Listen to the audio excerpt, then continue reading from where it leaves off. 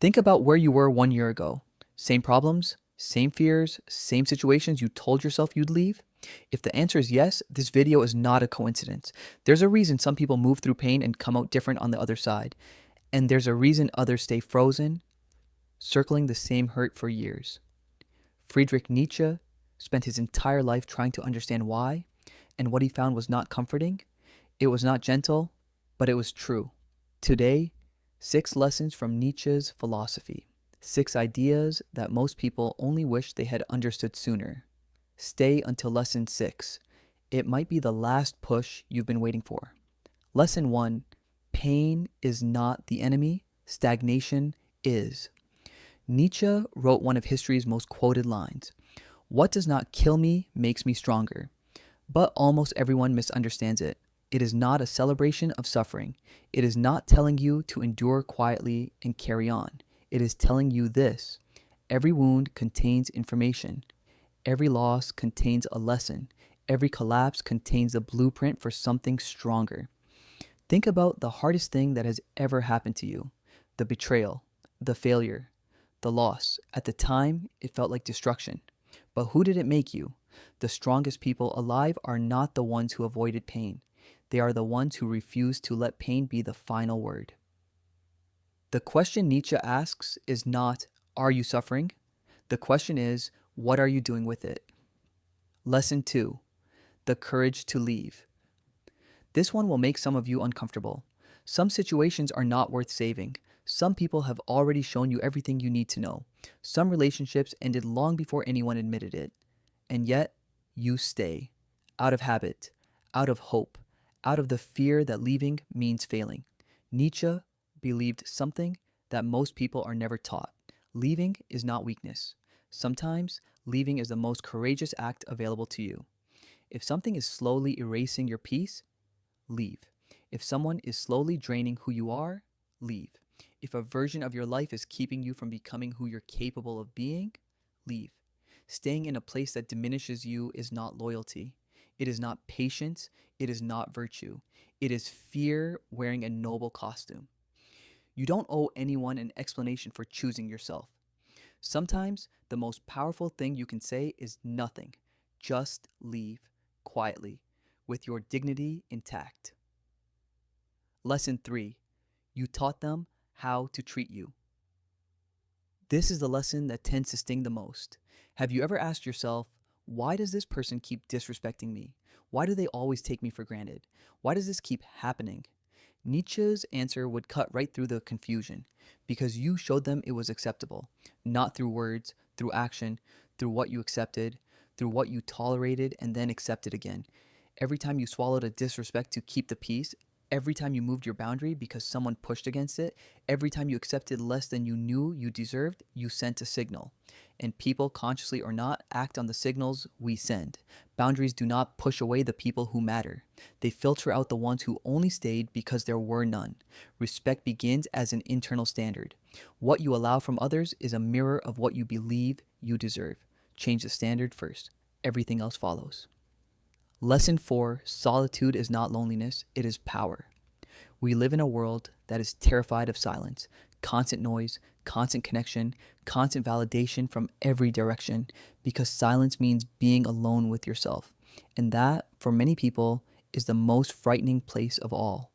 Nietzsche spent long periods in deep solitude, not because he had no one, but because he understood something most people never discover. You cannot know who you are if you never stop to listen. It is in silence that you meet your actual thoughts, not the ones borrowed from the crowd. It is in solitude that you discover your real values, not the ones you perform for an audience. It is alone that real healing quietly begins. If you cannot sit with your own company, if you reach for your phone the moment silence arrives, ask yourself what you're avoiding. Solitude is not emptiness. It is where you go to rebuild. Lesson 5. Stop living for the audience. Imagine reaching the last chapter of your life and realizing something. The career you chose wasn't yours. The path you followed wasn't yours. The life you built was designed for other people's approval. Nietzsche called this one of the most common tragedies of human existence.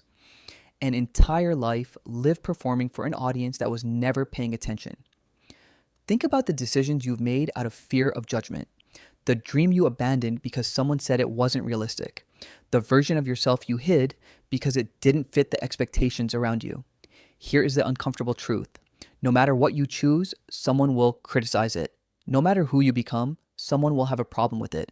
So the question is no longer, will people approve? The question is, when are you going to stop letting that stop you?